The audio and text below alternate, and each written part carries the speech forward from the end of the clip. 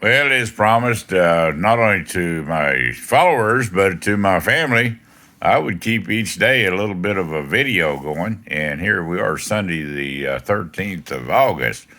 And had my first meal yesterday of being meatloaf and carrots and mashed potatoes. And by golly, I got scrambled eggs. They call this toast.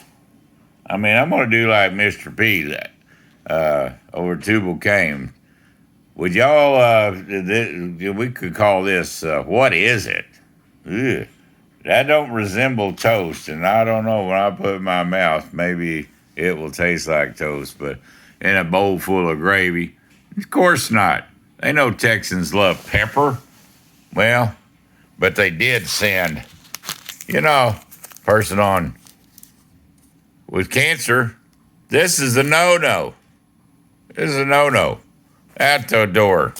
I actually got two of them. Out the door. Yeah, we don't feed cancer sugar. All right. Well, this is going to be a little quick today. We'll call it a short for Sunday, the 13th of August. And be surprised what I get for lunch. Maybe a grilled cheese sandwich.